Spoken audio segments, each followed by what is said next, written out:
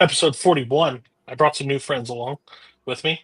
Um, no, it's not fandom themed. That would be like really rude to Brittany and Tyler to be like, "Hey, I want you over to just let's talk about the same movies you've studied 45 million times." Hey Mark, while I'm doing this, could you make a post on the Facebook group that says we are live? That'd be great if you could. Uh, but we're back. Mark decided last month to torture me. Um, Somehow I picked a perfect weekend for him not to torture me, but I brought his Space Invaders buddy, um, that I should have get sent the link last month to and just let him hop in and also just talk about how great this stupid movie was. So I brought him. But Jeremy, I love having you on. Normally you don't torture me, so that's always nice, but you were planning to, but thankfully I brought my Sure. two shields and Tyler and Brittany, so you Yes. decided to be able to play nice. How are you? How was your viewing experience? And tell us what you brought. I'm good. Thank you for having me again. And yes, you're very lucky that you brought two very nice people to protect you from the horrors. Um, this week I brought Daybreakers, which is a vampire movie, which feels different. So it's a different kind of vampire movie. So that's why I brought it. You're 100% correct. It's a different type of movie. Um, Tyler, I'm glad to have you on. I've always wanted to have you on. It's always hard to get both of you on because how much you guys study in between, and it seems like you're in a match every other like 3 weeks. So, but I said, screw it. I don't really have to worry about that too much besides your guys' schedule this one. So, Tyler, how are you and what did you bring? I'm good. Yeah, I'm excited to finally get to be here, talk about some movies. So this week I brought a movie I started hearing a lot about on a YouTube channel that I started watching. It's called Sunshine. Very excited about it. About a crew kind of in cramped quarters going in on a space journey. So I was really excited about getting a chance to watch that. Awesome, awesome. Uh, the goat of fandom fights has decided to come join us. Brittany Tapley, hello. What did you bring and how are you? I'm doing well. Thanks for having me. It's I've been wanting to come on this show for a bit and just talk about and see some different things. And speaking of different things, I picked The Fly. It's just one I've been meaning to watch for a really long time. And me and Ryan have always been like, it's been like right there to pick, and it's just hasn't always quite made the cut. And body horror, like I was saying to you before this, isn't quite my thing. So I thought, go out of my comfort zone a little bit. So yeah, I'll leave it Yeah, there for now.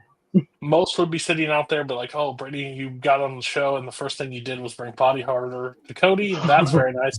Luckily, it's one I respect. So, and I've seen before, so it's not too bad. But we'll get. We almost had a full on discussion before we went live Yeah. because my good friend, my co-host, Nappy McNapperson, Markman Shaka, also known as a terrorist to most people. How are you? And what'd you bring this time, buddy? Anything from your childhood from the '90s that should have been left there? Uh, wasn't quite that. I don't know if I'm known as a terrorist to most people. Like that is a weird thing to bring up here. Uh, Wait, okay. bad Yeah, guy. I think as I've said here a lot, I could definitely. I got a list of stuff, a list of movies here that I usually like to bring on. And what do you know? One of the movies on the list was somewhat up to current times. Like it's topical, if you will, because the sequel is coming out this weekend. I brought The Accountant. Yes, you brought the account, and no one believes you have a list. I just want that on the record. No one at all believes you have a list. You've tortured me for years with it. This is a fun one. So Brittany brought a movie that she hasn't seen. So normally I throw it over to the person that hasn't seen it or has seen it and is bringing it. But since it's basically a free for all for people that haven't seen it, we're going to talk first about The Fly. 1986 is The Fly. Um, who was this their first time watching The Fly? Besides Brittany, obviously. Right. Okay, perfect. So us three at the top have seen it. You two haven't. So take us through your thoughts on David Cronenberg's The Fly. Like, what did it work for you? Did it not work for you? What's up? Me first, I think it.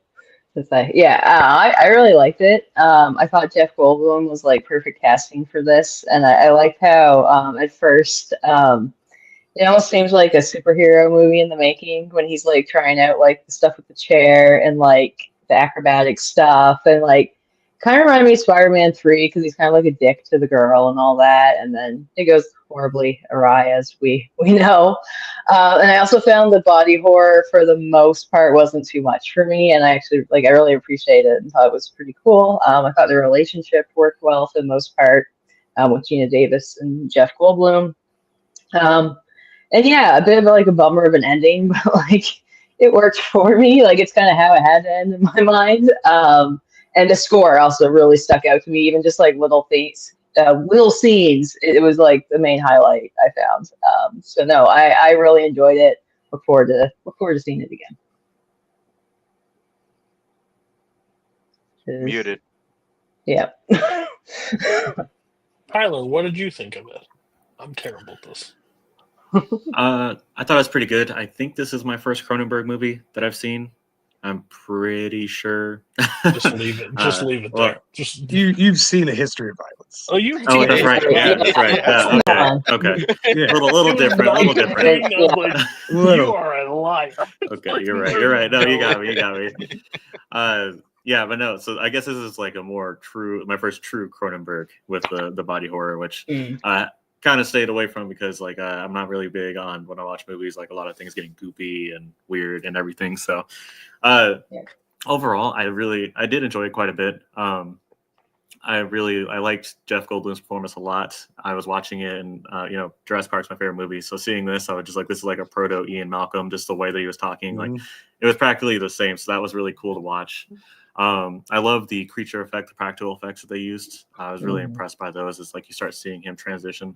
I was surprised by the end because for some reason in my mind he became like an actual fly, like a human-sized fly, like a full like a regular fly. So that was a shock. But I thought it was really good. I really loved the tragedy of it. It really felt like I was watching kind of like another version of like Frankenstein's monster, like as he's slowly going into this descent of madness and how he wants to share it with like he wants to share this with the world, and obviously he doesn't understand what is happening to him, but it's almost like an addiction that's keeping him going until it consumes him, and then that's where we reach the end, and then we hit the final tragedy.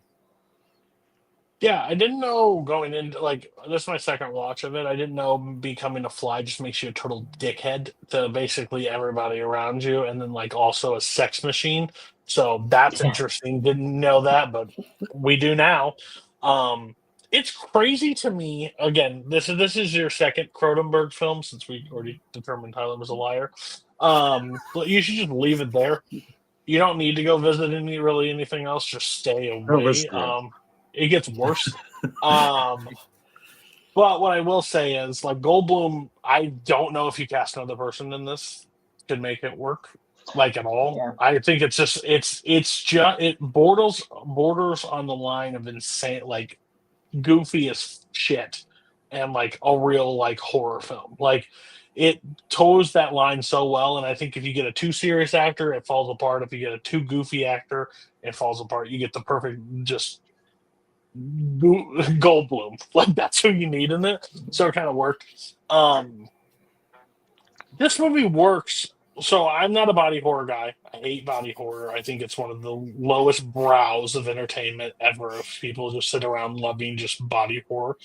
But what I think is so impressive is how it looks, how they're able to achieve what they're able to achieve back in '86. Because there are movies nowadays that don't even get close to achieving like that. Just proves we gotten lazy over time. Like that's just bottom line. That takes too much work. I don't want to do it, so let's do this instead, CGI or whatever, cost effect. I don't have a problem with the body horror. I don't even have a problem with him becoming the fly. I have a problem with him eating. Him spitting that shit on that donut, and then and he goes, "Oh, that's disgusting." You fucking right it is. Why do we need that scene? There is not a single ounce of necessary shit. He kind of like grins as he does it. Like he's not like he's almost like just like But, and then the guy, which automatic dickhole. Like, I know that's his port, but like, I I don't care that like he's horrible. Like, I can't believe you're with her. Blah blah blah. Like, he clearly isn't. She isn't going to choose you. You're an awful human being. Like, you suck. But then when he spits that shit on his hand and his thing, I hit the 30 seconds ahead fast. I just couldn't do it. Couldn't do it. I don't care what anybody says. I was like, hit him with your nub at the end of it. I don't care. Like, you're gonna have to do something. But yeah, it was so gross. And his teeth falling out and the spitting the finger onto the wind. That's the body I don't need. He can become the giant fly that breaks through the hospital. Like, they left this woman, took this woman away from this giant fly monster, and they have no coverage. They just leave her in a room by herself. Yeah. Like, also, I'll get to the rest. Mark, Jeremy probably loves this movie, but what were your? How many? Are you guys a big fan of this movie? Did you enjoy it, or is this like your second time watching? Take me through what you guys think. Yeah, I think it was like a couple years ago. Whenever me and Dylan were that failed, melee fandom team, not my tempo. Like, I had watched a lot more of like Cronenberg than I did before. 'Cause I think, like, kind of like Tyler and Brittany. I think the only thing I had seen from Cronenberg at that point was like History of Violence and Eastern Promises. Like, that was basically it. And he was a director I was surprised by how much I watched of him. I actually ended up liking the majority of the things that I saw. Like, and the Fly was kind of on that one. I like it. It's at least for me, when it's somebody who is very stylistic, it's kind of a crapshoot whether or not I like a bunch of their things. But I think Cronenberg was able to. I think Cronenberg is kind of that interesting beast where I think no matter what he does, he makes an interesting movie. And you may not like 100% what he does, but the concept and kind of how he approaches it is always neat. Because I mean, I've never seen the original version of this movie, Oh, but we need. No, is there like original? From like the 50s, I Yeah, think. Vincent Price. Yeah. Go watch. Fair enough. Nah. I mean, I gotta We'll bring it imagine next time. this is like much better though. Like, there's no way like this is worse than that one just because Oh, I the think poster looks terrible. Terrible. like because Cronenberg has like the original idea is like, no, like I'm not having him just turn into a fly. Like, he's turning into this fly person hybrid, and like we see him slowly change over the movie and like lose his mind. Like, that's like a really neat idea. Like it, and if we get the right person like Goldblum who kind of tackles that, at least that idea pretty perfectly, where he's just kind of like, because I mean, Jeff Goldblum just kind of in public just feels like he's just an erratic person anyway. So you just kind of ask him to, hey, just be a little bit more you. And like that's kind of who Brundlefly is Yeah. throughout the movie. That's also a check down. Every time they said Brundlefly, I was more and more annoyed. But no, I definitely enjoyed this movie. It's one I wasn't sure where I would stand on it just because of like what it is, but no, it's fun. Jeremy, go ahead. Gush. Yeah. I get to. I love this movie. And like I said before, when we were off here, I was going to bring something like this. I felt like I was going to bring like a Cronenberg, like freak out body horror, one of those weird movies that he makes.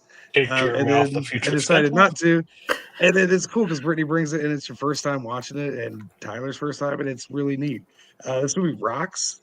I forgot, like until just watching it this time, that everything gross happens in the last 30 minutes. Like they do a good job getting to the growth. It's not just awful the whole time. And he does such a good job at setting up this guy who's really trying to help the world. Like, he really is. You can tell. He's like, I want to move people faster. He wants that to be helpful. He's doing science for the right reason.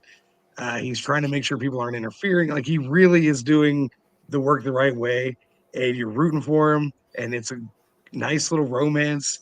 And then like when you see the fly go inside the pod, and you're like, no, like I felt bad for him every like this time especially. I was like, man, like now I remember what's happening.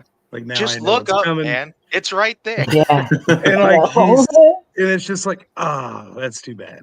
You were I so mean, a close. man that You has a figured it baboon out. around him should be It's way more. two. He had to have Yeah, two. yeah. Like, And then, yeah, that whole there's thing a aside, like Jeff Goldblum being willing to let a baboon run at him full speed and jump is crazy. Like there's an that's a alternate crazy behind the timeline where scenes that thing. baboon rips his face off, and Ate we're his not even face. getting Right. Brundle anything. Totally cool. And then after that, it's just hanging out and then it's gone. I don't know if he ate it or what. They don't address the No, baboon after that's he's fair. just That's chilling in the true. chair. It just never cuts to No, him he didn't again. eat it. He only I mean, we don't eats know. sweets. I That went to a baboon farm don't taste upstate. sweet. Right. He went to a Yeah, farm mistake. they rehomed him. The baboon rehab facilities in New York. But I love the transformation. Like you said, like Jeff Goldblum is the perfect guy for this because he's able to carry every step of the change, right? From just being like jacked and turns into a world-class gymnast one day Yeah, to and he connected all the emotions in it, right? He at first he's like, I feel bad, I'm sick, this is a bad thing. And then the next time she comes, he's like, if you don't leave, I'm gonna hurt you. The insect is taking over. And that's why he just wants to breed and bring everybody into his like hive mind, I guess is kind of what, it's a fly, they don't have hives, but that's kind of what I feel like what he was getting at, like the insect had taken over. So just multiply and eat. That's what he was going to do. that baby dream, Oh Oh, yeah. nightmares. But the I baby don't dream know has what's- the I don't know got what's the about to cheeky happen. the David Cronenberg cameo in the dream sequence. I do He's the notice that doctor the that doctor, delivers the yeah. baby. Now, That we was can all cool. agree, like, again, haven't seen the Vincent Price. If he turns into an actual giant fly, that's one of the dumbest things you ever said, like seen. So, I'm glad they did not choose that route of making Right. him this. If he like giant, I would have been like, "This is the Well, in the dumbest movie that's original, ever you made." get Yeah. a man with a giant fly head and then a tiny fly with a man's head. It's And I was expecting that because of the Simpsons Treehouse And of Horror. you said, "Go watch it." Go You watch it. said you said go watch it, and then 10 minutes later, you just said a small body, small body of a human head, Yeah. and that you said that on the same episode. You contradict yourself so bad. I'm out. It's not I'm what out. sells you. I don't know what will, man. But no, I'm yeah, out. I love this movie. I like the hand melting. I think the foot is worse because he like lays there and looks at it and then kind of like is like playing with it, like he pulls the foot away. Kind of. If you hit the 30 seconds, that you one missed gets both me. of it. It's pretty good. Pretty good. But yeah, I mean, it's my favorite Cronenberg movie. It's a blast. It's not too hard for everybody, and it's not silly either. So like, it's just great. Why this is a question. If you haven't watched a lot of them, that's fine. Maybe Dylan will have the answer for this. Why is Cronenberg such a miserable human being? I don't know. There's a lot of hopelessness in his movies and just weird shit. Has anybody offered him really? a hug ever? Has anybody Like just nothing said, "You ends need a well hug?" for anybody ever. Like one? everything is the most meek and just Yeah. horrible life. He's ever. good at it though. I know, Dang. but somebody needs to give him a Yeah. hug. Isn't he from Canada too? I don't know. See? I think he's a Canadian director. I think that's what I've heard before. I'm pretty I sure. may be wrong. And now he's got 2 kids making Oh, yep, he bleak, is. Huh. bleak. Oh yeah, his son horror, is like, terrible they're- too. Terrible. It's a family business. There's a Cronenberg Um, well that they all look into at the age of 10, and then they just stare into the void. And that's what happens. That's Yeah. how this happens to them. Yeah. You know what? The more I think about it, it makes perfect sense why Dylan likes Cronenberg. He's kind of a miserable sack too. Like he doesn't smile that often. I don't see him laugh that often. He refuses to rewatch movies, stuff like that. Anything else on this movie that we want to address? Who is that dick? Who's the dick? What's that guy? I do have, yeah. I want to say one thing about the guy. Like they do the thing with the guy in this movie that too many horror movies do, and you've got the asshole creep guy who then gets to turn around and try to be the hero. Like that Yes. feels like it's like a trope that the movie didn't need it, but it happens a lot in the '80s and a lot of like horror movies and stuff. Is just kind of one of those things, and you need another character, I Well, guess. But compared to this guy, like, I'm pretty fucking good. I'm not a giant right, fly. I'm not trying to eat you or kill you or breed you, whatever. Fucking yeah, like it's. What? I didn't like that, but I know Gina Davis's character like gets attached to him and stuff like that and everything. But she holds up the shotgun and then puts it up to the thing helps to put it up to his head. And she's like, I can't do it. yeah, What do you mean you that ain't him no like yes you can. I also love the trope of like the 80s and typing things into a computer and just being like, can you separate us? Like, no, like, let me tell you how this is going to work out, buddy. We'll separate you, all right, but you will not be the same. So, yeah, overall, I think the movie works. It's the one that I think it's, again, if it's not Goldblum, I think this movie's bad. Honestly, I think it's bad because I don't know an actor around that time that could have pulled what he does off. imagine Steve Gutenberg in the fly. Oh, he should have been the flow. That's it. That's who would have been it if they did it in the 80s. Gutenberg would have 100% been the fly. Now I'll get 3 messages from Mike that was like the Goot.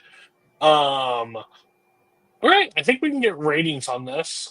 Brittany, it's customary when it's your movie, whoever's movie, you go first. So, what would your star rating be out of 5? You can go half, but you can't go 0.25 or 0.7. Oh, yeah, no. No, I That's give the it 4 ballroom. star. I give it 4 stars. I really liked it overall, and I could see it going up on another viewing. It was also paced really well, which I appreciate when it's like a nice like hour and a half, give or take.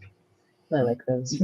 I will say you all did a very good job with timing on movies this run. Like they were all just. They were, yeah. I think me and Mark picked the longer of all of them, but like ours were still like I think Mark's was 2 hours, but like I don't think it was anything crazy. Jeremy, what's your rating? I'll give it 4.5 stars. Like it's so good, but like I said, there's just a couple little things that bother me that they do, but it's so much fun to watch. Melt those hands, buddy. No. Maybe a different liquid, I guess. Maybe that would have been like a it different looked like the guys color or from something. Raiders when they met. It was looked like the same thing. That looks so bad. Raiders doesn't do that because it doesn't come out of his mouth. Like if the sun came out of his mouth, maybe I'd have a problem with it. But that goop, I was out. Tyler, what did you give it? I'll say 3.5. Obviously, with body horror, kind of gives a little bit of a hit, and the people sometimes just felt really dumb to me, which kind of annoyed me. But just Jeff Goldblum and the creature effects, I think that really just, I think 3.5 is probably where I want to put it because of those. Mark. Yeah, not quite my favorite like Cronenberg movie. That probably be Scanners just because it's awesome. But yeah, Help. Pretty good. I'll give it 3.5 stars as well. I enjoyed it. Wow, I'm higher than Mark on that. Didn't see that coming. I'm 4. I take the full star off of melting of the hand and just the donut. So and the pop, everything that got gross in the last 30 minutes. That's basically the teeth coming out. I could just do with all that stuff could go away. He could just be that giant thing crawling on the ceiling. Doesn't affect me in zero anything. Yeah. Him forming into it, problems. Okay. Next movie on the slate, Tyler's movie, Sunshine, 2007. I just want to do a disclaimer, okay? I just wanted to, before we even get started, before we go anything else.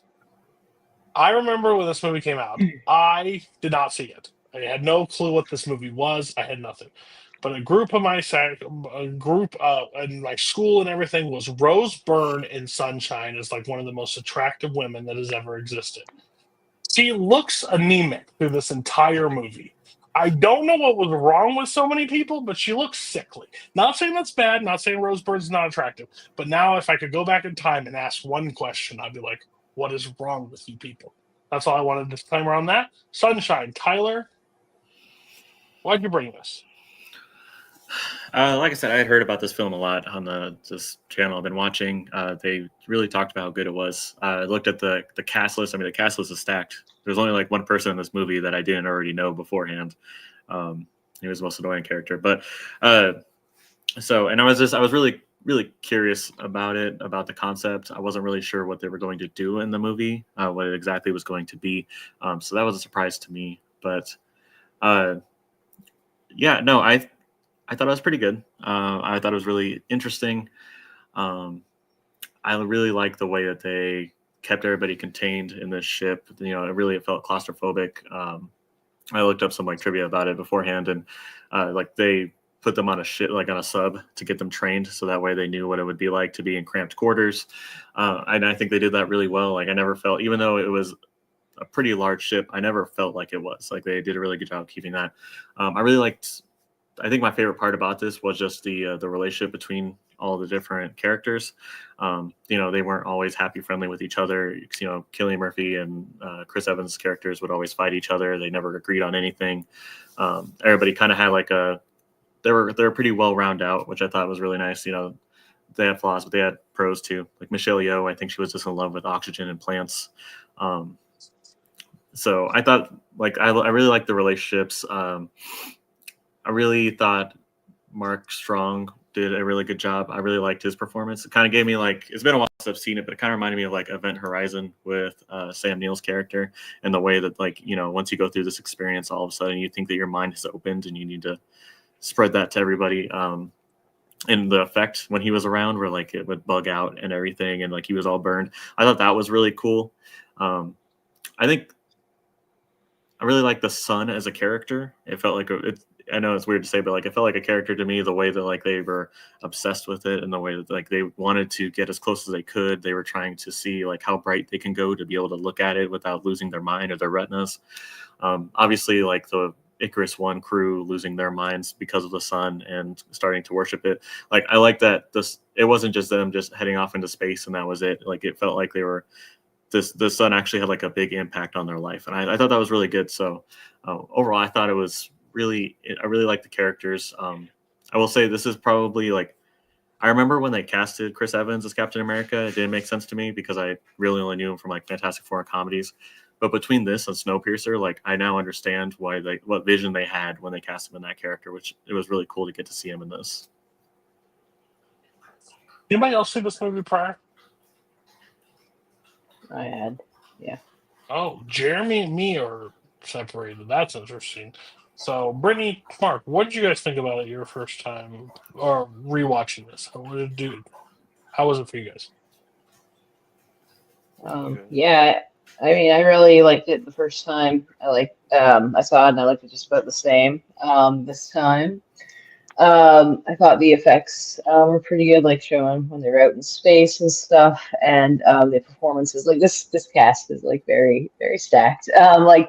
Benedict Wong, I liked the scene when he. I thought the acting was really good when he made the mistake with the panels and like he goes kind of crazy. I thought he did a really good job. I don't know how like early this is in his career, but he looks pretty young to me. 2007, so probably pretty early. Chris Evans, it still felt kind of early for him. I know he had been in the Fantastic Four, but still kind of like early-ish for him too. I really liked. I thought his death scene really resonated with me. Just a lot of like really intense scenes that I think will resonate, and they did on the first viewing as well for a while. Like when they were doing the hop in space there. The only thing that for me personally that didn't work was I found the third act it does kind of fall off a little bit, and the stuff with Mark Strong. I know you said you liked it, Tyler, but I just found there wasn't like as much on it for me. I know they showed a little bit, but I don't know, just a little more maybe would have done better for me. And yeah, but the like final ending I thought was pretty rewarding, kind of like Rogue One, where like everyone dies, but like the mission was completed. So I thought that was kind of nice, like the very very ending. So no, really enjoyed this one too. I think it's pretty underrated. And yeah, I like that you picked it, Tyler, because I don't think a lot of people have seen it. Yeah. I kind of love this movie. I saw it kind of around the same time, okay, because it was more or less came out around the point where I just kind of started to rent everything. It was 100% the movie I saw that kind of I had known a Chris Evans before, but I feel like it's the movie I saw that kind of had me like flip the script. I think for myself a bit, where like he actually kind of came off as a bit more of a serious actor, especially since he's playing the character who was right the whole time. And I thought it was funny, like he was not only right the whole time, but he was kind of played off as like the unlikable guy in the group because he was right the whole time. Hmm. But no, I love this idea of, hey, our son is dying, so we're gonna do the most you know mankind America shit. We're just gonna just get a giant bomb and just go shoot it at the sun, and hopefully it restarts the sun. Yeah, Yeah. A bomb the size like of Manhattan. yeah, Yep.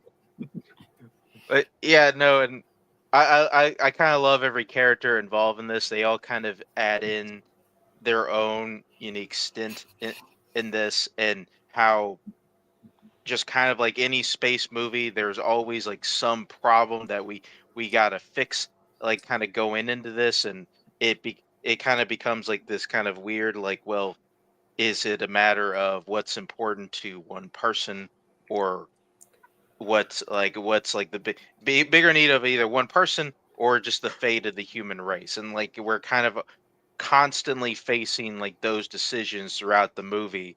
And then it like I'm not gonna lie, like because I have heard like because Brittany's like I think at least critique of it's kind of weird that the third act of this movie kind of becomes like a slasher and like we're just kind Mm. of like Mark Strong is kind of chasing everyone. I think it still overall kind of works, and just kind of in the sense that all of the people in this ship are kind of slowly losing their minds, and like Mark Strong is just kind of the person who's out there is like, no, he's been out there for 7 years just alone, and like he's kind of become like, no, the sun is our god now, and I've been staring in the face of God this whole time. Like it still kind of works for me. Like no, I love this movie. I was so glad when Tyler brought it on. It's a little shocked this is the first time you're seeing it, but hey, glad you did, and first one that I popped on, just getting into this one. So I like 2/3 of this movie. I don't like the third act at all. I think the third act's very bad. I also hate their fucking effect that they decide to do for the slashing effect, where it's just like Mm. I don't know what I mean, I'm not surprised that I'm one that hates like the overall effect of when they do something different. It just doesn't work at all for me. It just I'm like this is I get what they're going for. It's just dumb overall. I love the character. I love the cast of characters. I love the claustrophobic. I think it's one of the dumbest ideas for a movie ever. Personally, hey, the sun's out. We're gonna go fucking restart the sun. No, you're fucking not. Like overall, like, it doesn't make any sense. Not happening. The, Just throw the that out there. bomb just has to be big enough, Cody. We just make a Yeah. big enough bomb. And you know what? That is the most American thing ever. Because what we would do is like, we got a lot of them. Let's just try it. Like, no, it's not happening. So I think that's dumb. But overall, cast of characters. I mean, we're sitting there at 2007. Like, this is the start of a lot of people's like careers or like skyrocketing. So they do a really good job, and I enjoy it. And I know they have to end it somewhere, so that's why I don't have a real problem with the third act in that regards. Because I get like, what else? They restarted and they go back, and then it's just like a hangout movie where Killian Murphy. Now, Killian Murphy, like I think, just is still Scarecrow from Batman Begins. I don't think he left that role because he would give those his eyes are crazy throughout this entire movie. So that I'm thinking he's still in character. He's like, well, I'm gonna show up and do the in Dark Knight, so I got to be ready. Like yeah, so it's a fun. I don't know how I've never heard of this movie besides like when it came out and then faded away. and I never heard of it again. And then all of a sudden, I think it's come up in a few trivia like questions here or there, and a lot of people in the community really enjoy this movie. So like, just for me, it just I guess never clicked. So when you dropped it, I was like, oh, that movie. Okay, I guess it's time to actually watch that one. So yeah, I didn't hate it. I actually really enjoyed the first 2/3 of this movie. I think Chris Evans is like, again, looking at this and looking at him as Johnny Storm, you're like, this guy cannot be Gaffer. And you're like, yeah, no, after this movie, I can kind of understand where he can't act. Jeremy, what do you think?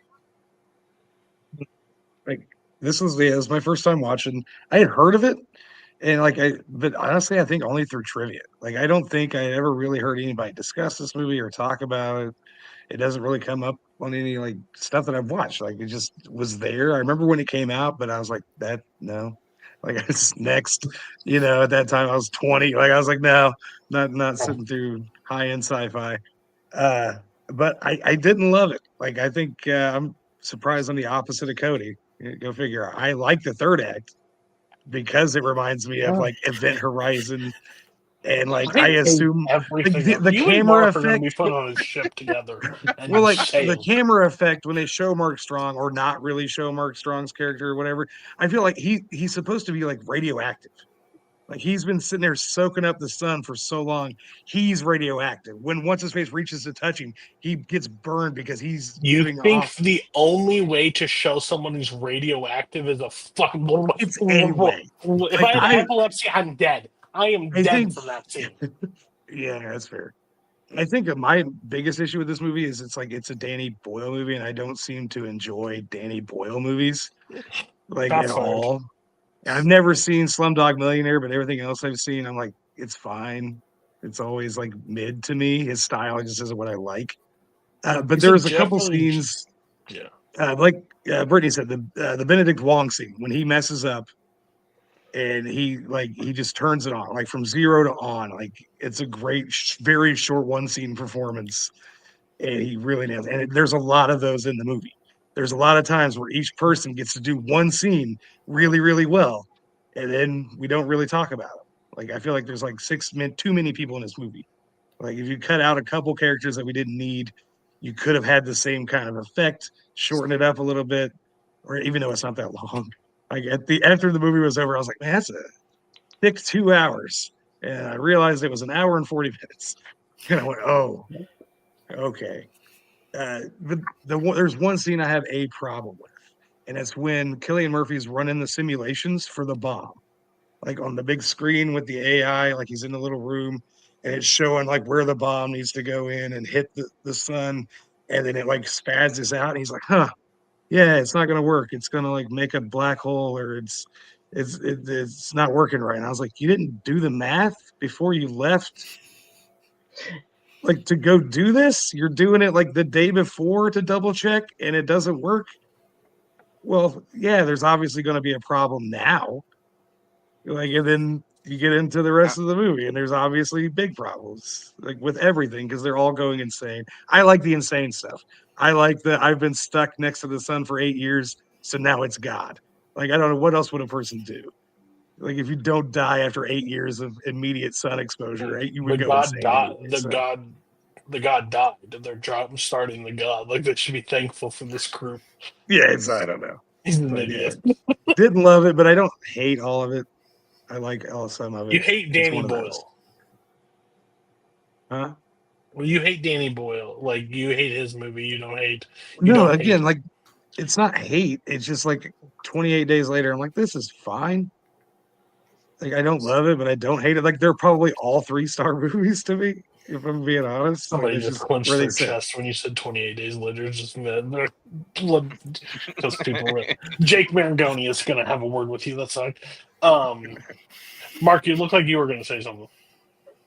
I mean, I was just thinking to myself, like, like Cillian Murphy hasn't done the math. I don't know. It's kind of reminds me of Interstellar. It's like, well, like I don't know what the math is because I haven't been inside of a black hole. I don't think anybody's been inside of the sun, so they probably can't figure. Jeremy, they just made the bomb really big. Okay, the bomb's really big, and that's going to restart the sun. All right, that's what we're going with, and like that's all we need to know. Fair. I'll take it. I like math, I guess. Okay. Tyler, Yes. what was your score? I mean, the third act kind of worked for me, so I think I would go with 4. I really like the characters in it.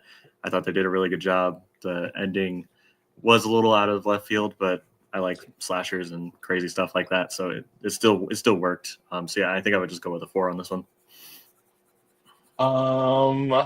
Jeremy. You There's said more 3. I You don't said like. 3 earlier. Yeah, then I do like, but it looks great. All the actors do a great job. So yeah, yes, 3 Danny stars. Boyle's not sitting in front of you. You don't. It's not. Tyler didn't make this movie. It's It's all right. like again, it's like I don't hate it, but I'm not probably ever going to watch it again unless I have to. So that's kind What of was where your that rating? is. 3 stars. Okay. Say it with your chest next time. That's all right. Brittany. Yeah, I'm gonna give it 4 stars as well. Again, really strong cast and really like the visuals and whatnot. But again, even though the third act didn't fully work for me, it didn't hurt it that much for me. And again, I was with you too, Cody, the blurry stuff with Tim Becker that also bothered me. I wasn't sure if I was alone, but I'm glad I'm not. But no, overall, I really enjoyed it, and I still think it's a pretty underrated like space film. Mark. Just realized I don't think any of us brought up the score for this movie. The score for this movie is Oh, yeah. fantastic. Mhm. Yeah. It's really close. I think it's just under. If I could do a 2.5, I would, but I will give it 4.5 stars. Don't even fucking try. I love this movie. It's great. There's only one man that tries, and he still doesn't get it. Andrew Bradimsbar. I'm at 3.5. 2/3 of the movie worked. The last half did work overall, and of course, that's where me and Jeremy flip. But in that note, let's go to a movie that makes total fucking sense. Because Sunshine didn't make a whole lot of sense, so we're gonna go to Daybreakers 2009. Tell me the most 2009 movie you've ever seen in your goddamn life. I'm Most sorry. definitely, yeah. I literally saw the poster with Ethan Hawke, Willem Dafoe, and Sam Neill walking forward, and their eyes glowing. I'm like, this is straight out of a fake movie poster if I've ever seen one. Jeremy, I don't really need you to tell me why you picked this because I kind of know why you picked this. But again, for the audience, go ahead and tell us why you picked this. I picked this because, as has been well documented here, I love vampire movies and not the shiny ones. I like it when vampires are monsters and they will eat you. But this one is totally different because the vampires rule the planet because of a virus. I don't know of any other vampire movie where there's zero supernatural anything going on. There's always some connection to something that happened, and the crucifixes come out, and you have these rules, and you got vampire hunters, and none of that's here. This is all science fiction based, and they still do classic style vampires, which I think is cool. When it came out, I probably didn't watch it for 2 years because I saw the box and I was like, that looks like the dumbest shit I've ever seen. And then I think I just was like, okay, I'm in the mood for something different and watched it, and I've liked it. I think it's cool. The CG is bad. Before anybody else gets to dog on the CG in this movie, the CG is bad, and you get a taste of it right up front when the little girl, who's not really a little girl, who's I assume it's 10 years into this plague of vampirism, so she would have been like 20, and then realizing I'm always going to be 10, she does that bit very quickly. Though they don't lag around in this movie very much. But the CG is bad, so for sure. But I think Sam Neill is a great choice to be the evil pharmaceutical company guy, and Ethan Hawke is great as like the scientist who hates being a vampire. And then you bring in the best part of the movie, which is Willem Dafoe, because he's always the best part of a movie, as this guy who used to be the vampire, and because he was driving and kind of losing his mind from not having blood, gets in a freak accident and cures himself with sunlight and water. So like the way they work through this stuff where it's like society has changed, and also like get to the you get past the vampire stuff and the effects, and the blue gray stuff, and they start beating you over the head with socio-economic like ideas, like the subsiders, the monsters that are there. Like they start like, oh, we don't have enough food, so let's just kill all of them. Like if we started running out of food, we would kill all the homeless people. Like they're showing all these ways that people can be horrible, but they're using the vampire way of showing that greed and profits over humanity. And I think there's a little much of that, but the vampire stuff is cool because it doesn't go over the top too much. I don't know why they explode when they get staked. That was a very Buffy the Vampire Slayer way to do that. But they don't explain any of it. Like I said, there's nothing supernatural about it. You just go, okay, vampires, sunlight bad, wood stakes bad. Okay. They don't dwell on it. They really try to get into the characters, and they hit some and they miss a couple. But overall, I think it's a pretty cool sci-fi horror movie, if you want to call it that. Anybody else see this movie prior? I had. I had to. You know what? I asked a really dumb question. I know how Tyler is with his like creatures and things out there that does when he checks. What are your guys' thoughts on the movie before me and Brittany dive into first takes on this? You can go, Tyler. Okay. Mark's never going to go first ever, so just to let you know. Okay. I'm pretty sure I saw this movie shortly after its release, and I enjoyed it quite a bit. This time, I may have seen it once or twice since then, but it was not fresh in my mind when I rewatched it.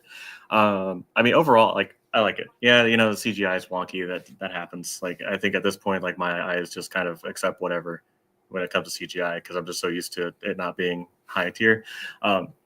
Honestly, when I rewatch this movie, like just from like the cold open of the little girl that Jeremy is talking about and her walking out into the sun because she can't grow up, like that hooked me. I thought that was just an amazing way to start the movie, especially because like this movie, it's not happy. It's it's very down. Even when they win, it doesn't feel like they win. Like it also kind of feels like a unofficial Blade 4. Where like Trinity, like when like in Trinity when they like start putting the humans in the tarps and they're like we're gonna just start harvesting them and take over. It feels like if that had worked, that's what this movie would have been. But no, like I love what they did with that world. I do agree that like the socioeconomic and everything. It feels like I don't know if it's because it's too much. It feels like it's too fast. Like they've been doing this for 10 years. And then all of a sudden at the beginning of the movie, they're like, in a month, we're screwed. And then it seems like 2 days later, they're like, yeah, bro, we don't got any blood for you. Like, you're screwed.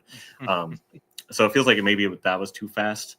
I did like I love the way that they built the world. Like, it really felt like a vampire world. Every single thing that was there was themed for vampires, which I thought was really cool. I love when they fully embrace a concept. I thought Ethan Hawke did a really good job. Like, he's doesn't want to be what he is. He's trying to fix it as fast as he can.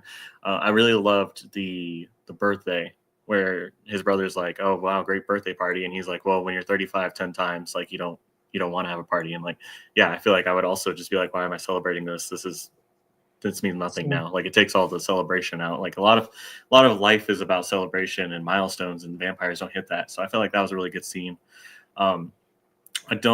I usually really like brother stuff. I didn't really like the brother. I think the only thing I really liked about him was when he said that the reason why he did bite Ethan Hawke was because he didn't want to be alone. I thought that was really great. I would have loved to see a little bit more about that. But overall, like I didn't like him. Like he just felt like he was just doing whatever he can to seem cool, and that just didn't click with me.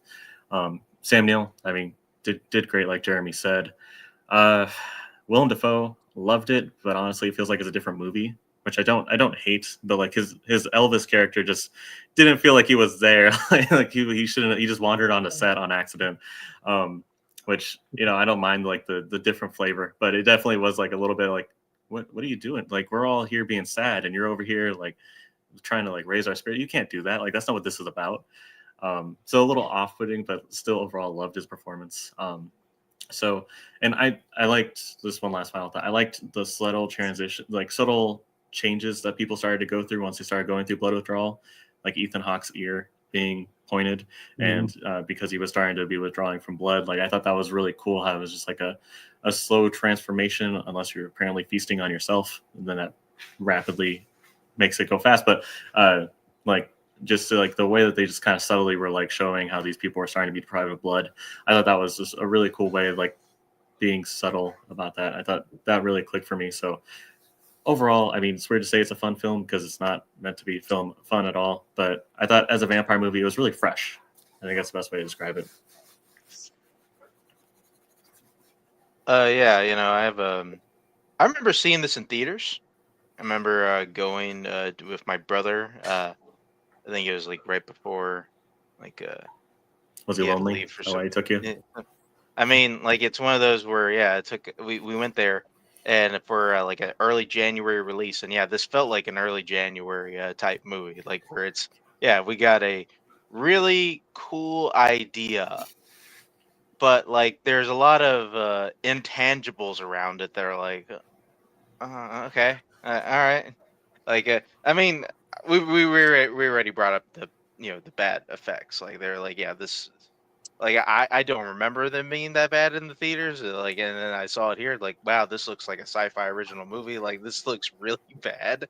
But all right, I but like the idea of okay, vampires have taken over the world, and eventually we got we got to fix the blood problem. That's a really cool idea. Like, and we're trying to find a substitute or trying to find a cure or whatever. Like, that is really neat. And we get into aspects of this vampire world, but it feels like even though it feels like we see a lot, it feels like we're kind of still scratching the surface of what this vampire world is. And it's one I kind of wish we did a little bit more of a deep dive into, because I feel like every time we did, like, okay, we got something kind of neat and interesting from it.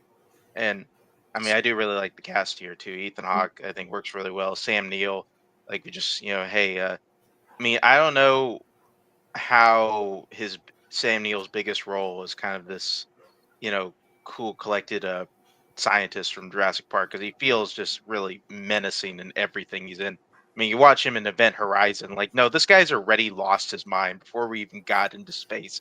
Like, he's crazy already.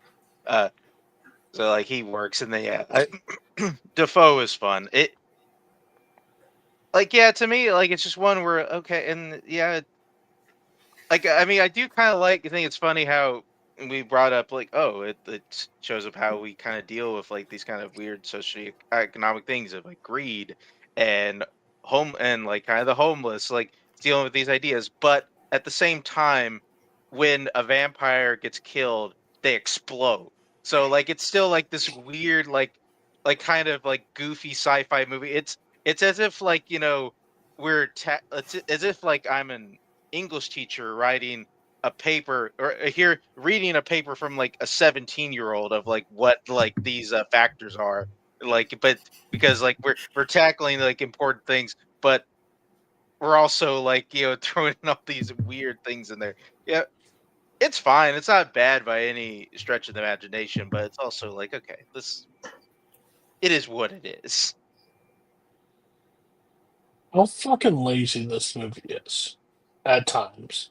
That holy shit, the blood supply is running low, and we haven't been sure. I guess it's time to start escalating that the new blood thing. You haven't noticed the supply going down a little bit. You Yeah. have a world of vampires, you morons. Um, I See, love it the makes you world that mad when they don't do the math, doesn't it? Yeah, they don't get the math right. Nice job. there. I love the world that they create. I think it's very cool. I also like the freestyle they do with like the vampire lore. I think that's also interesting. Like, hey, let's burn our asses for a little bit and then throw a towel on us and suck the fire off of us, and then maybe we'll just stop being vampires. Like, that's literally like the 90s sitcoms of, oh, I can't remember anything because I got hit in the head with a board. Well, let's hit him in the head with a board again, and it all comes flushing back. Like, makes no fucking sense. But we did it all for a whole decade. So I like the world they build. I think it's really cool. Star-studded between like Sam Neill, Ethan Hawke, and like Willem Dafoe, but Willem Dafoe does not fucking work in this movie at all. It's like he's behind that tree. Howdy, partner. Like the fuck are you doing here? But you sound like Dafoe. You look like not Dafoe. Like this weird go-to you're rocking. I'm the guy with the crossbows. Cool. It's weird how it all worked out. I didn't like the whole Sam Neill daughter aspect of it because it feels like very like shoehorned in and like make us care or make us like feel it, like don't, not at all, like not a clue. It didn't work. What? I thought they were implying at the beginning that the daughter who killed the girl who killed herself was Sam Neill's daughter. Right. So I was a little bit weirded out when like Mm. we see Sam Neill's daughter appear again. I'm like, Yeah, what? Like what? Like what's and happening like she's here? not a vampire and then becomes like it's weird. Like, and then we're like, "Is this what you wanted, Dad?" Like that. I'm like, "What the fuck is this? This is weird. I don't like what we're doing here, but whatever." I like the blood, vampire blood cured, like the treated vampire blood cured, like Yeah. cures the other ones, but then it's like a smart strategy of like, hey, these soldiers get cured, then the soldiers get ripped apart by the new ones, and then they're back. Like, it's just weird effects. The death of Sam Neill, that effect is one of the arguably like one of the worst looking things I've ever seen. But it's cool because of the character. But honestly, truthfully, they don't do a very good job of making you hate him so much that they could have.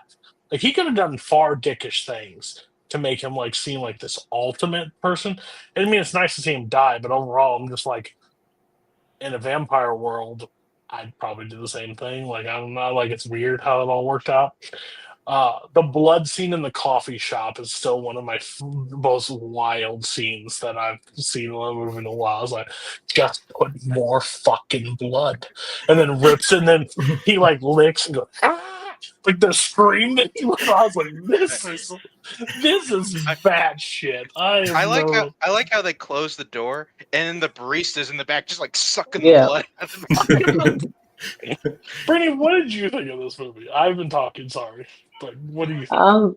I like it. I had a lot of fun with this. I think this is like a good example for like this type of show because it's not like a show I don't think ever, or a movie I'd really ever watch. I maybe have heard of it, but no, I don't think I would just put it on.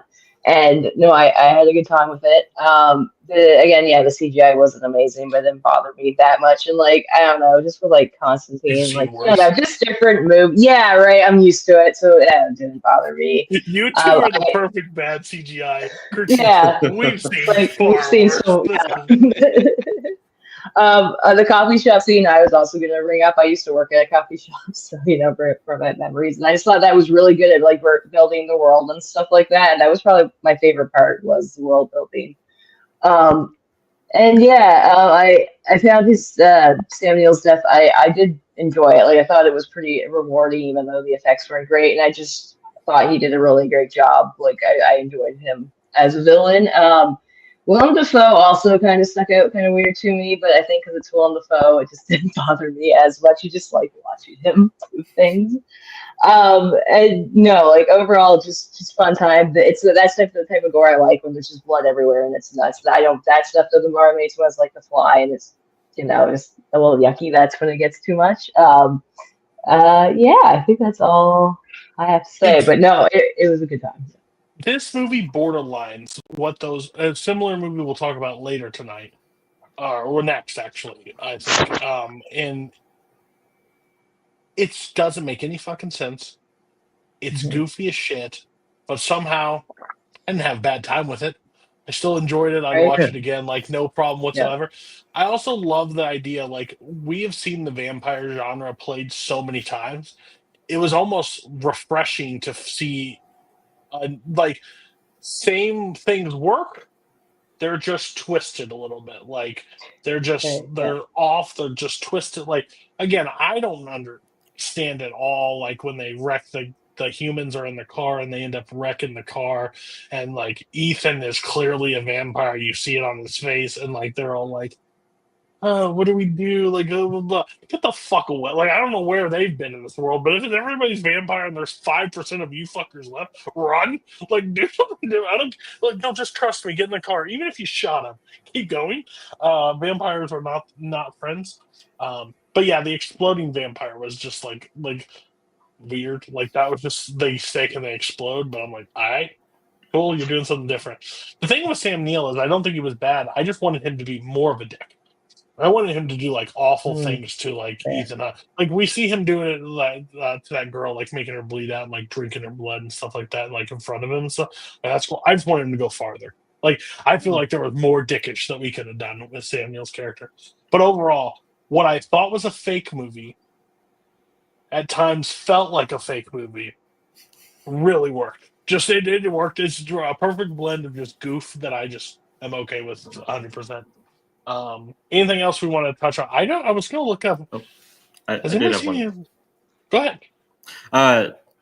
I remember the one thing I hated the most about this film, and it is that random scientist that we see at the beginning, and then he all of a sudden comes back and he's like, I did it, guys. I created the fake blood, and I'm going to turn you in, and I'm actually the one that's ruining all of this. And I was just like, who are you? What is this? What, like, where did you come from? Yeah, I forgot all about him too. I was like, what? Yeah, he comes up and he's like, I'm the bad guy all along. And you have to go boo. And then It's they blow him up. it's literally that me. It's from Guardians. Who? Like, Yeah. what? Yeah, the lab You were partner. in this film? Where were you? I have no idea who you are. And like, can we kill him? Same director of Jigsaw, which I, as a Saw fan, pretty good times. So not bad. He's now created 2 movies that I don't have a problem with. Okay, scores from Jeremy first. I like things in this movie, and I get where people don't like the Willem Dafoe, but he's my favorite part because he's Willem Dafoe. But 3.5 stars. Like it's too wonky all over the place sometimes to be beyond that, but it's always fun. So yeah, I'm a 3.5 too. And if somebody said, "Hey, you want to watch Dayburgers?" I'd probably be like, "Yeah, no problem. Like that's fine with me." Like I think this is like a perfect like group movie watch. Like there are a few like I wouldn't want to watch movies with a ton of like this one is like a perfect like group hangout watch Daybreakers. I think it would be I think you'd have make a good drinking time. game. Take a drink every time they say blood. Or every time their security system goes off and they're like, do we have an ambulance ambulance packed out outside? Maybe. Like that sounds dangerous. Mark, what are you at? Yeah, just real quick, I just looked up apparently the filmography of the Spirig brothers. Very interesting lineup. They had the Australian zombie movie Undead. They also got Predestination, another Ethan Hawke gem, I guess. Jigsaw, Winchester, and also the tap to direct the sequel to Fall for some reason. I guess we're doing another movie of that. But yeah, okay, 3 stars. It's a perfectly fine movie. I got no huge issue with it. Can I just get on a? Can you remember what you gave Space Invaders? Oh yeah, 4 stars. Okay. 5-star movie. Tyler. Yeah, no, I mean, watching this movie again just reminded me of being like in the 2000s and watching slightly good movies, slightly not good movies on FX, and it just was a great time to come back to. I'm gonna go with 3.5. I have a good time with it. Great way Brittany. to describe it. Yeah, like almost everyone, I'm 3.5. I think that's like the perfect place for it. It's just like a fun time, nothing like too amazing. But again, I like the little twist on the vampire like world that they build and whatnot. And yeah, I'd watch it again. So yeah, 3.5. I knew as soon as that old guy was standing outside, like watching the TV and turn around and I was like, man, let's just see where this shit goes. Like, we're homeless and all he needs is blood. Like that's a perfect segue. Now to one of my most surprising movies of last year. We go from a small bee farm helping an old lady to the president to the White House in like 45 minutes flat. It's The Beekeeper. I'm telling you right now, I'm not one of these, like, this is Mark's alley. Like, Jason Statham, like, kind of guy. I have not seen Working Man yet. It's on my list. It does not live up to the Beekeeper of what I've heard, but overall, this movie is such a surprising thing. Like, I remember just clicking on, I'm like, whatever, we'll see what happens. And the moment, like, she gets the phone call about her computer, they steal all her money, and he drops off honey, and the ladies, like, put a gun to him, and they're like, why are you here? I was dropping off honey. I'm the beekeeper. Like, what? Like, I do, I have bees. Like, okay, whatever. And then we're just on. Attaches him to a car, gets it, and throws him off the thing. They're hunting down this business. And, oh, by the way, the runner of this business, his mom works for the president, is running for president of the United States. Let's fucking go. Everything was on. Anybody not see this movie last year? Yes. Brittany, what did you think of The Beekeeper? Because I Oh, like a God. first-hand account. Oh, this is not good. Okay, I feel like I'm gonna be in the minority here. I did not like this movie. I thought it was just really stupid and generic. Like, and I get like these type things happen with old people, and like I felt bad for her, but like it was just so over the top. And then she killed, like, oh my God. And like when you like had everyone there, it's like, oh, let's go and like spend all of our money, and it was like this whole big thing, and I was just like, this is so stupid. I'm sorry. But that's how I bet. I just like he's a beekeeper. I'm like, I don't care. Like, okay, cool. Like it is like how seriously they took it. Like, I'll say this: it was very entertaining. I just didn't like it, and I can see why people enjoy it. It just wasn't for me. And like stuff where they're like, "How did you find the company raise?" Like, "Oh, well, I'm not with the FBI." I think like that. It kind of like just the friend that says that to Jason Statham. Like, how did you find the company anyway? I think that kind of explains the whole rationale pretty well. Like, and it just again, like it was stupid but fun. Let me see. Oh, also, I did not like Josh Hutcherson as the villain. I thought that was really stupid. Like, again, entertaining, but didn't really enjoy it. How he was like the president's son and all that whole reveal, like totally wild, but didn't really land for me. I was happy when he died. Like that was pretty good. And then the mom like freaking out, like he just tried to kill you. Like again, it's your son, but like he's. But anyway, each their own. So yeah, no, this was probably my least favorite. Sorry to say, out of the 5 that we watched. Probably wouldn't watch it again. If I had to, I guess I would. But yeah, no, sorry guys, didn't do it for me. Sorry, well, you can tap out for the next 20 minutes while we just. Did anybody hate this movie?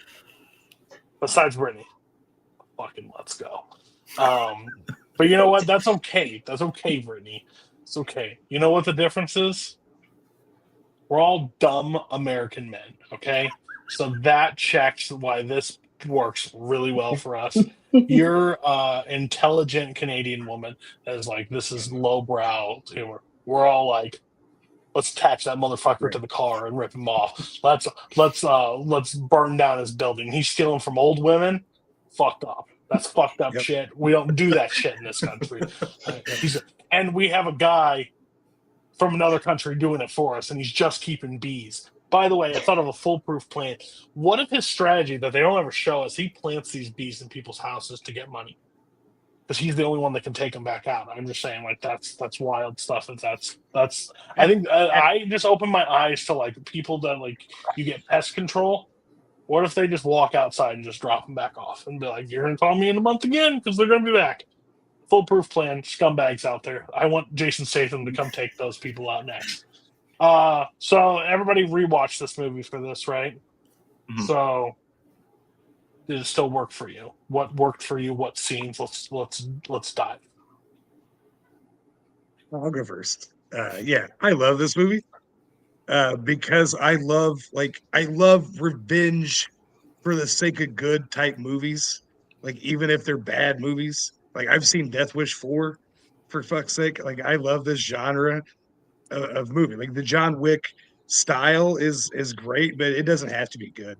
Just a bad thing happens to a good person, another good person they know happens to be able to do something about it with vengeance and very matter of fact. Like he's not emotional this entire movie because he's Jason Statham. And he's like, oh, there's just bro, honey. Like that's his whole like. There's a fire. Like he doesn't do anything else, but the choreography in this movie is wonderful.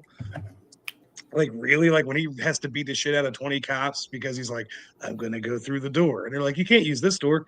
It's the only door. I have to. And then he just beats the shit out of like 20 random FBI agents, and they're like, oh yeah, I'm sorry. And they just let him go. Like the whole premise is insane, and I love it. Like when they realize he's a beekeeper, like, and it's this thing like Jeremy Irons goes, oh, you made a beekeeper mad. You're gonna die.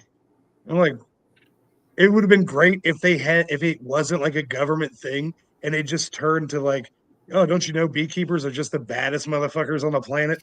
Like it has Elite. nothing to do with a secret government agency or anything. Like just like you pissed off a guy who keeps bees. What are you thinking? Why didn't you check for bees? Like yeah, I wanted that. Like it They would have been take so care much of sillier. bees. They have to be clinically insane. Here we go. You doing fucking with Like a beekeeper, man? and What? this movie like gets me with Felicia Rashad. Like if it had been like just any random older lady actress, I don't know that it would have clicked enough for me. But she suffered a career of unfortunate having to work with some a horrible person, and then like is in I a watched a couple lot of of that the show Rocky growing movies. up. Like, and I love her. We all watched. If It's you were in awful. my age group, we all watched a lot of that growing up because it was always on It's so like reruns. yeah, they take Felicia Rashad's money, and I'm like, these pieces of shit. Like they Have to all die. deserve to Have die to die. now. She killed herself. She's taking care of like it gets me. Like, and I'm all. And that So yeah, the funny thing is that motherfucker robs them, and in 10 minutes time of film time, and he goes to jail. In 10 minutes time, he shows up at that place of work. That is elite hunt down skills. And when he it's takes that great. motherfucker's hand, he's like, "Can we work this out between us?" and throws it through the bone saw. Well, Everything. and I was just like, "Let's so go." when the first group shows up to like to find him, and they see him get in his truck, and they follow him to the barn where the first like real massacre happens. And I was like, it's just so cool because he just walks out. He's so casual. He's the coolest fucking dude on the planet. He just flicks this on, flicks this tool on, flicks this one on. He just walking through. He already knows what's going to happen.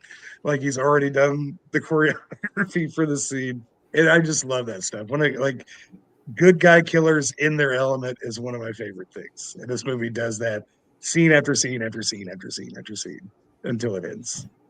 When he shows up at the place and it was like, they're like, "Oh, you're in the right spot." He sits there. It's like, "Sir, can we help you?" "Yeah, I'm gonna burn this place to the ground." "What?" "I suggest you all go now." Just like, He goes, hey, the guard keeps going, hey, buddy. Hey, buddy. I'm like, fuck off. Tyler, go ahead. Gush. Yeah, no, I love commitments to the bit, and they never once like give up on this whole beekeeper thing, which I think is why it works so well for me. Like every line that he says about like protecting the hive, and even like the FBI agents when they're like, "So we've been looking at bees, and there's this thing called a queen killer, where a bee will turn against the queen if it seems like it's lacking." And I'm just like, yes, okay, continue building this thing that sounds insane because I just love it. I also just love like obviously the John Wick movies are great about world building and just kind of like the terror that is John Wick. And I love that they just kind of like put this like with like Jeremy Irons finding out that he upset a beekeeper and like shitting himself. And he's like, everybody else is like, I don't know what this is. And Jeremy Irons is like, oh God, oh man, why did I take this job?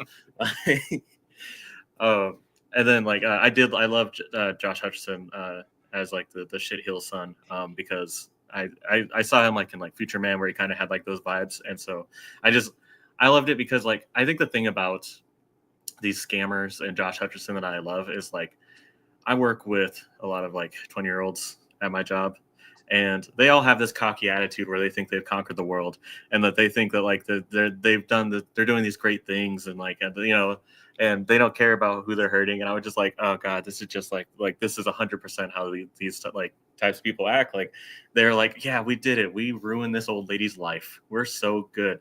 And they're like, oh yeah, no, come on, little lady. Like you can go ahead and just tell us what your password is. We'll help you out. While they're like laughing with their friends. And I was like, oh God, they're 20 years old. Yep. Okay.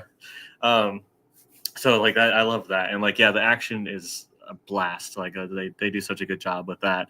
Definitely like the scene where he gets pulled into the river. I would just like I did feel like a little bit like not like a lot of pity, but I was just like, why is this guy the one that's getting like the most destroyed? Like he gets his fingers cut off, he gets pulled in. Like I know he's the one that did it, even if I don't know if Statham knew that or not. But like, just like I was like, damn, like it's crazy. It's kind of like in Jurassic World where like Zara gets eaten by like the Mosasaurus, and you're like, wow, that was like way higher of a intent. Like that intensity of that kill was way higher than the other kills. What like did they hate this person specifically?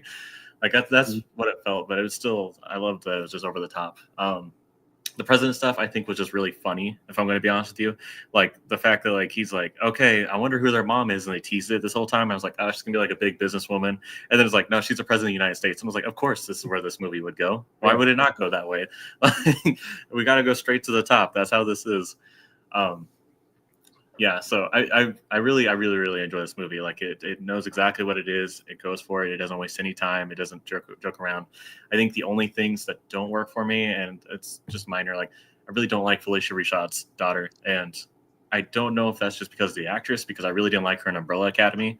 So it might just be the way that she plays roles that doesn't work for me. But I really didn't like her in that. And then I was also kind of confused how like they brought in this new beekeeper who immediately gets killed. And then they brought in a different guy who also had like a wild appearance at the end that was like, I also fought a beekeeper. And I was like, why not just make that the same guy?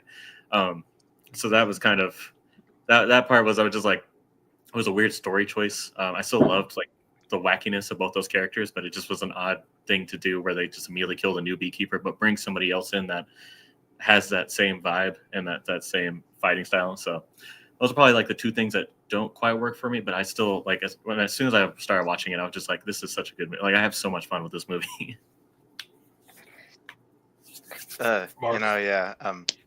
Tyler brings up an interesting point about that, because they had built up Statham as this character who's he puts the people first, or the hive first. He's a very principled and moral based person, and his replacement as for the beekeeper was a complete lunatic, like just like had like no like morals whatsoever. Like this is not the same program. Like I don't know what I don't know what this is, what's happening. Like that's kind of what the movie you signed up for anyway.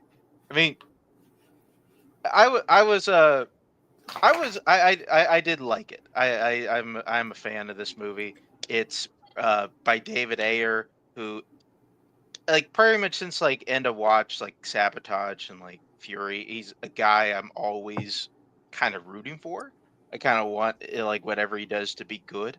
That was a little so yeah, once we got into like the late 2010s, I'm like, okay, this is a bit of a rough period for old David Ayer. But like in of course, like we get I think this is kind of like a nice sweet spot for him. Like I think it was a good thing. Like he ended up doing a Working Man, which I liked. I think a Working Man is still a pretty solid action movie. Like this is kind of the type of things that David Ayer probably should do. Like just kind of these like goofy action movies, and like Statham has become like the king of doing these goofy action movies.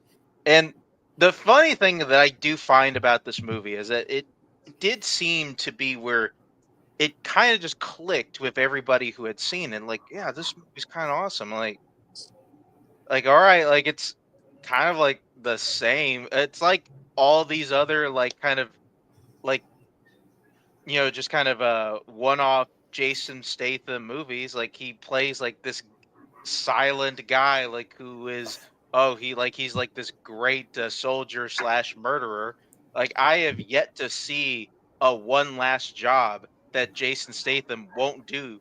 You come up to Jason Statham with one final job, that guy cannot help himself. Like he won't turn it down for shit. Like he is doing it. Like that like so I think the one thing that I think this movie, I think, at least does, I think of number of those don't, is I do think like David Ayer kind of adds a bit of color into this world by just committing to this like beekeeper mythology of like this underground, agency that just it like has kind of it has no allegiance to anybody, and like we're just kind of doing things for like the good of people. I think so. Although they can at least be bought, at least some sense. Jeremy Irons is able to get to the beekeepers relatively easily by like having sicking the beekeepers on Jason Statham, and then we get to the final shootout in which we get to.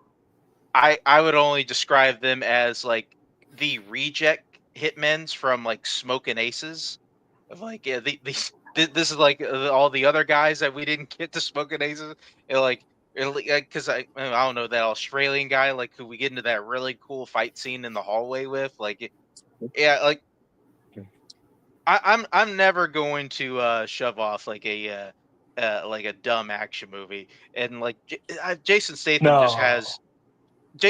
just has like the right build for something like this. He just knows how to sell it perfectly. So yeah, it was a fun time in the theaters. It was still a fun time. It's a good movie. Again, Brittany, I'll just tell you, Working Man, just stay away from that one because it's less better than this one. So just remember that.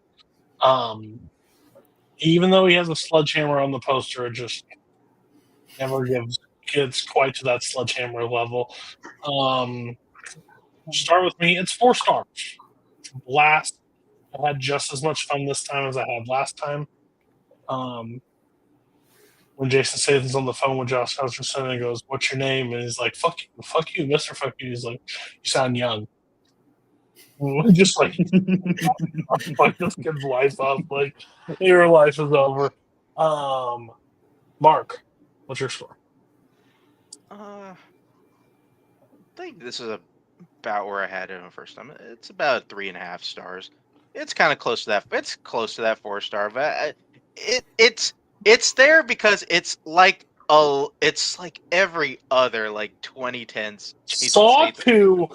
1.5 stars. Space Invaders, 4 stars, and the Beekeeper doesn't even get you over the. You're an insane human being. Okay, first of all, Saw 2, a half a star, 1.5 star, or no, it was 1 star. 1 star because of like the needle pit thing. It's shitty movie rest of the way, but 1 star. It's not a but shitty this movie, movie. 3.5 I'm stars. bringing on. I'm bringing. You know what? I'm bringing on the round table. We're gonna watch Saw 2 together. We're gonna talk. Tyler, why? Because I hate you. That's why.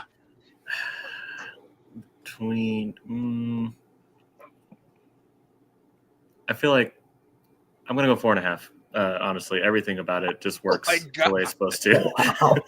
If it wasn't for the daughter, like it'd probably be a 5. Like it Dude, knows exactly I don't know what if it's you just supposed heard to that. be. I heard Brittany just put a resignation into playing teams with you anymore. That's crazy. On the spot. She hasn't watched Resident Evil movies, and I love those, so she's gonna have a reawakening with that too. Jeremy, what's your rating? I was going to say this like maxes out at 4 stars, but I'm proud of you, man. I think that's awesome. But yeah, 4 stars. Like I like everything about it that's good, and I like everything about it that's bad. Like nothing bothers me in this movie at all, except that Minnie Driver's only there for 3 minutes. Bring her back. Beekeeper 2. She is in the movie. Okay. Bring her back. 2 minutes. Yeah, 4 stars. That's fine. Brittany, do you want me to pencil you in for 4, or what do you want to say? So I'm gonna go 2 stars. I thought it was, like I said, just like a generic action movie. I thought it was really stupid. Josh Hutcherson, I thought he was a stupid villain. Didn't work for me. A few good action scenes. The gas station thing was kind of cool. And like, I don't know, there's a couple things. Jason Statham, like overall, I did enjoy him. Like, I think he helped. But no, just didn't do it for me. Sorry, Tyler, but yeah. I'm gonna go Brittany to your letterbox. I'm gonna go to your letterbox and see some of your fandom films and see what you have higher than 2 stars and make you justify that shit. All right, last movie of the night, very timely. 2016 count. I just want. Has this ever happened to anybody? I watched this movie in theaters in 2016. I clicked play on this. I knew fucking nothing. This did not stay in my brain at all. Because I've seen The Accountant 2 trailers, and I've seen Josh Brolin, and I was like, Josh, oh, not Josh Josh Brolin. Brolin. John What's his Bernthal. name? Bernthal, John Bernthal. Okay. Okay. Same guy, What no are you problem. talking Yeah, about? look I exactly saw the same. I saw him in trailers, and I was like, he's only a fucking accountant one. That's J.K. Simmons. That's Anna Kendrick. That's Ben Affleck. But he's not in this fucking movie. And then it just starts happening. I was like, I've never seen this movie before, but I was in the theater, watched the whole thing. The only part that I ever remembered was when J.K. Simmons sits on the couch and puts the hat on his head and like does this exposition dump for 40 like 40 minutes it feels like. But that's all I remembered. I was like, oh, thanks for explaining the accountant to me while I'm watching the accountant. But Mark, besides just this was coming out, do you have any other reason why we brought this on Roundtable today?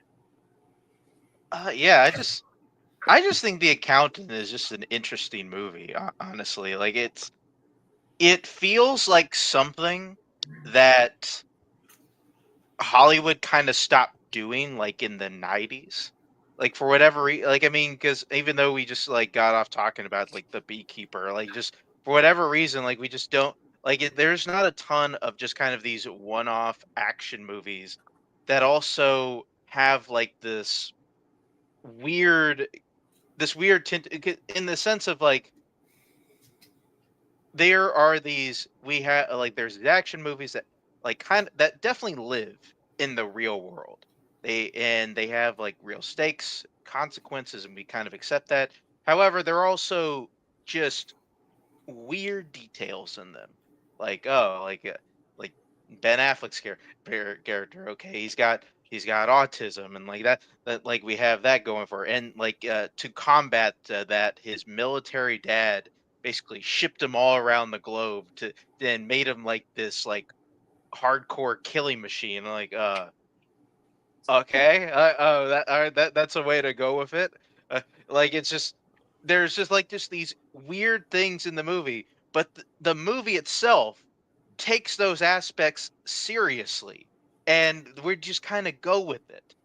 And even though like we kind of are living, kind of going through this weird world thing, like Ben Affleck is in the middle of a somewhat normal thing. Like he picks like this robotics job because it's the most safe, and he ends up getting like pulled into this weird thing of in this weird conspiracy and embezzling and like and he ends up like getting a bunch of like assassins called on him like that's where we just kind of get like weirder the deeper we dive, and then we have also these treasury officers that are just di- going on a deep dive on this history as we learn more about him. Like it just there's a nice mix of like character development and story while also world building into it. And I just remember sitting in the theater like, man, this is fucking awesome. Like this is a easy thing that we could turn into like a fun franchise. And I did kind of, although walking out of it, I'm like, there's no way this movie's getting a sequel. I'm gonna be like the one of the few people who walks out of this thing wishing we're gonna get more of these things. But hey, apparently it only takes 9 years. 9 years and we get a fucking sequel to this thing. So yeah, I was I was very much on board with the first time I saw it. I just thought it was such an interesting idea and just kind of like something that we used to get a lot of. And I think also the cast is really neat. Ben Affleck, I think, kind of gives like this character just like this kind of neat aura about him. But yeah, I sort of the reason why. And also, I just think it's could be an interesting movie to talk about, just in terms of like the rules and like kind of where this movie kind of lives. And so, oh, wait to say. Anybody not see this movie prior? I had not. Oh, so Tyler, what was your take on the first time watching of this? Because it Um, felt like a first time watch for me too. Yeah. Oh, I shit. I I liked it. It was good. It kind of felt like it was jumping around a lot of places, which kind of made it hard for me to follow and what was going on. If I'm gonna be honest with you, like I had a hard time figuring out like his tracking his origin story. It was kind of hard for me to understand like the jumble with like his dad really and like the prison thing. Like it just started becoming all over the place for me, which made it kind of hard for me to figure out. Luckily, near the end, I kind of got it. I started understanding the timeline better, so that helped a lot. But I thought it was fun. I liked that. I really liked what Ben Affleck did with the character. I thought he did a really good job with that. He's unassuming, like it's very matter of fact, which I thought was cool. I mean, there's no. He was very straightforward, which obviously the character is. The part where he does the thing with the roller and the music and everything that was going on really stressed me out. I don't know about anybody else, but I was just very stressed out every time he had that going on. And I was like, I don't know if this is supposed to help you or hurt you, but it's hurting me right now. I do think that I would have enjoyed this more if I hadn't seen the Accountant True trailer, because the whole who's this John Bernthal and why does he seem to know who the accountant is? Like I feel like they were.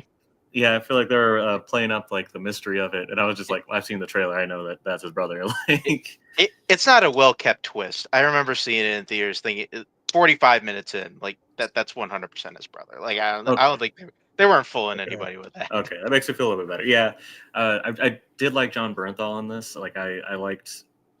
I feel like he brought like a good emotional depth as the brother, as being like, why did you leave me behind? Like, why did you and Dad go? And now this is what it takes for me to find you again, which made me excited about the second one, if I'm going to be honest with you. I thought Anna Kendrick was fun as like that character that just kind of gets dragged along and has no idea what's going on. Her face when she's like, let's see the Jackson Pollock, and she's like, what is, like, why do you have that in here? Like, this is outrageous. Like, I thought it was fun seeing her just be like, I don't know what this world is, and just kind of out of her depth like the rest of us. That's always a good character to have.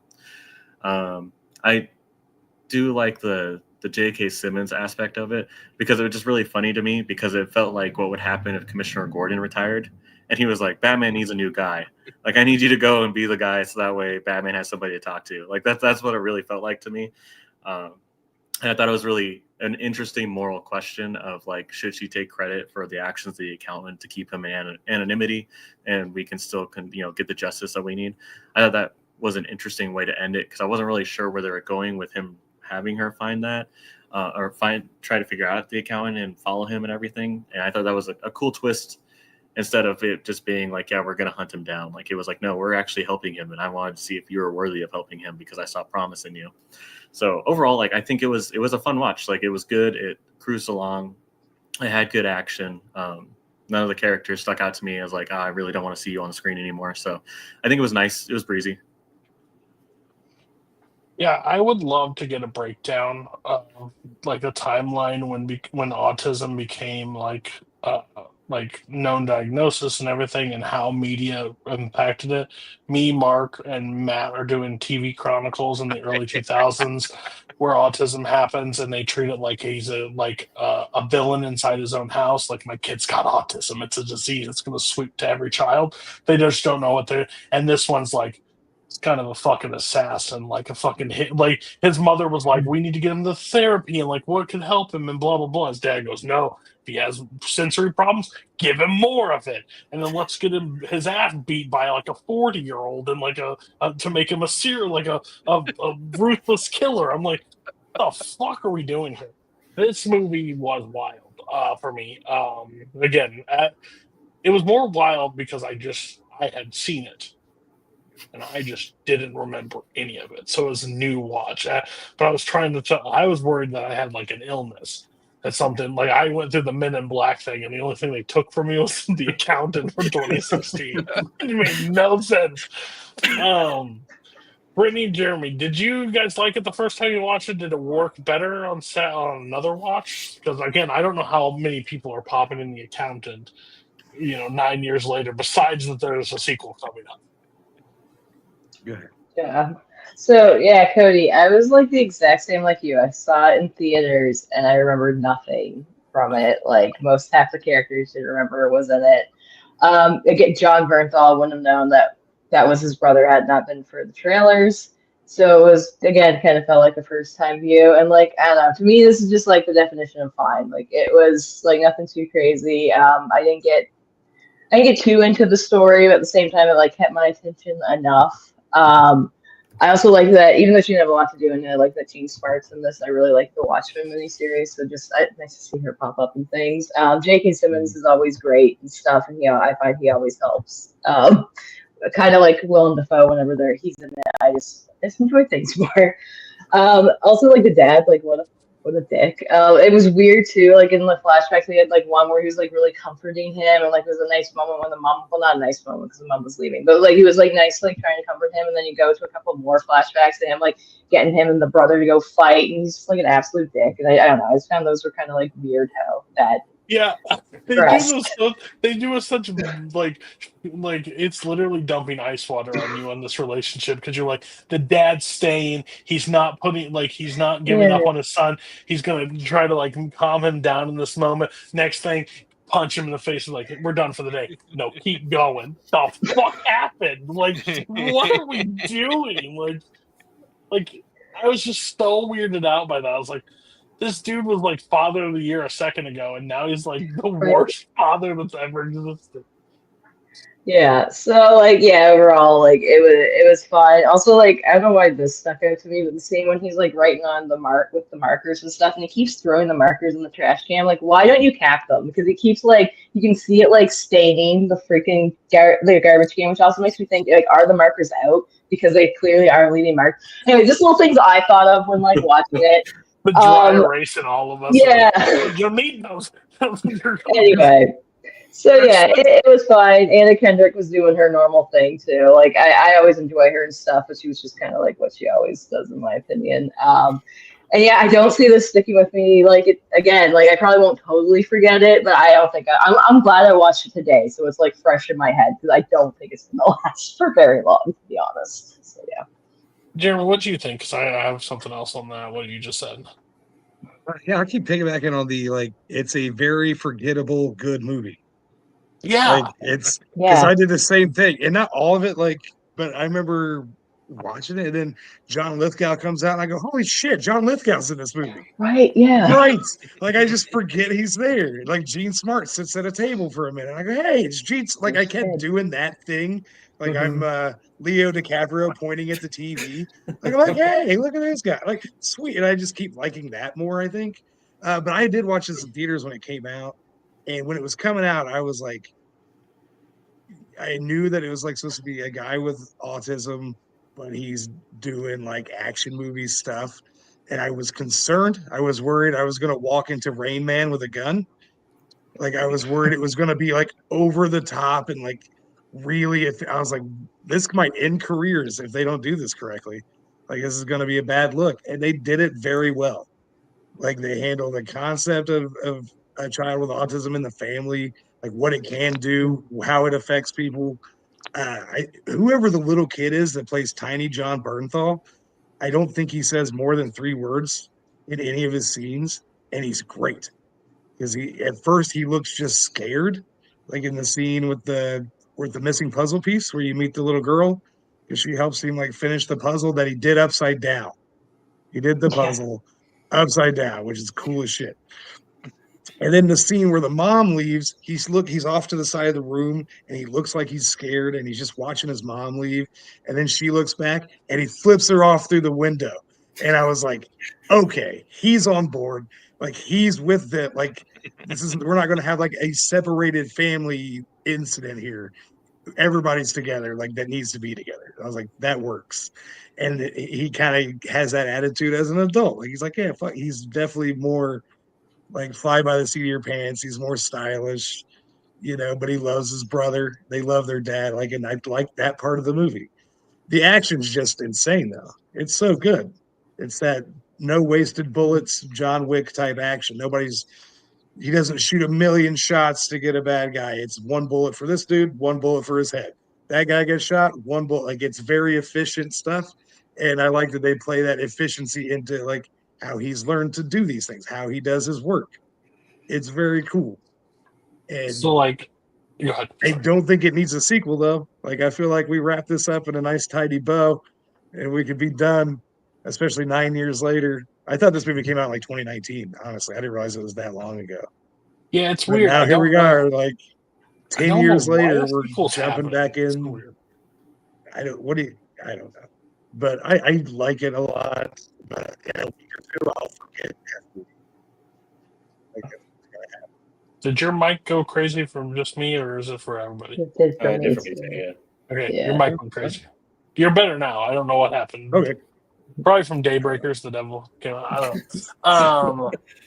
No, yeah, this is like a good movie that I think is just you're gonna forget. And like my son just got diagnosed with autism, and he's not social, like says what's ever on his mind most of the time. Like he's on that spectrum of it, where he just doesn't have a filter. He'll just say however, and that's like when they're meeting with the old people, and he's like, "Oh, I made it. Yeah, that's fine." Like, do you think it's nice? Not really. Like, just like nope, Yeah. not doing anything. But when he's sitting out there doing the target, like shooting, and the guys come into the house, and he's like, and she scream for him. I was like, that's the worst thing you could do. Hey, well, they never scream for me ever. And he turns that sniper rifle and just starts mowing them down, hits the car right in the spot to take it out. It's got really good action. I don't know what it is that just doesn't like what stops it. I don't know what stops it from being like incredible movie or just good movie that's very forgettable. Like again, John Bernthal being in this never registers like in my head at all. And when I saw him, I was like, "What the fuck is this?" I'm like, "Oh my god, did I ever see this movie?" But yeah, I think the action's good. I just one of those movies that just 9 years later. I don't know how the sequel is, so I haven't seen it yet. I don't know how for everybody else. Anyway, Mark, did you see it? Wait, what? Accountant two. Oh, no. Okay. Busy this weekend now. No, that's fair. Just checking. Okay. So yeah, interesting movie. Uh, totally forgot all about it. But I'm glad I revisited because it was brand new to me, and I had fun with it. So I don't know if I'll watch it again. It's just maybe in 9 years I'll watch it again. And be like, on Bernthal's in this? Yeah. What the hell? No way. I think doing this show will help this movie stay in my brain now because I actually talked about it. All right, we'll get scores. Mark. Yeah, I think it's great. Very underrated action movie for this time. Definitely can't wait to see the sequel. I'll probably see it like either this coming weekend or sometime soon. 4 stars. Great film. I'm also 4 stars compared about what I did today. Like, I think it's a good movie. I don't know how much staying power it will have in my brain. Tyler. Yeah, I probably 3.5 about there. I think it was really solid. Hopefully I remember it. Now I'm kind of scared I won't after everybody said this. But I think it was pretty solid. Just needed a couple extra things I think, and it would have gotten up there for me. Brittany, why don't you tell us? Yeah. I'm just gonna go 3. Honestly, like it's fine. I don't think it's gonna resonate much with me. Like it's almost at 3.5. I think it's because I know how memorable it was the first time and how it's gonna be the second time. I'm gonna leave it at 3. The cast definitely helped, and I'll probably watch the sequel when it like streams because I'm just curious. But yeah, it's fine. Jeremy. I'll go 4. Hopefully someday maybe there's a world where this character exists in the John Wick world, and they're like somebody's stealing gold from a hotel, and they're like, "You need to call the accountant." And they'll be like, "Yeah," and it'll be like when Cap gets So cool. the hammer in Endgame. Yeah, everybody going crazy. But that's 4 stars. Like it's everything I want from an action movie, and not much of the stuff I don't like. So I did love the line. Is like he got so enraged he cracked a person's skull with the thermos. He kept the thermos. Like, it was just Yeah. one of those lines. He kept the thermos. Okay, that's the show. Next month will be on the 25th of May. I have Zach Ford, Ryan Michaels, Matt Quaylar, and Mark. Mark's back. Which Mark will always be back. Also debuting this week on Thursday is our season 2 of the TV Chronicles that we purchased from the video store for $1. Sopranos, Shield, Mad Men. Nazar, don't ask me for $1. I'm not going to send it to you. I promise you. I'm not even done even close. I said that now. I'll get 7 messages for it. We're going through it. The episodes that we do will be in the description. Again, we have a lot of fun doing that show. We don't really care if anyone watches it. We just have fun doing it. But if you have a thought on it, please drop it. And then we'll do The Last of Us Season 2, Episode 3 live on the channel at 8:30 EST, unless Mark's brother has car troubles, and then it may be on Friday. But tune in then. Great stuff's coming up on the Multiplex channel. We have a lot of movie melee. We have Blockbuster Brawl going to be starting after Man with the Multiplex. So look forward to everything we're doing here. So we will catch you next time. Bye-bye.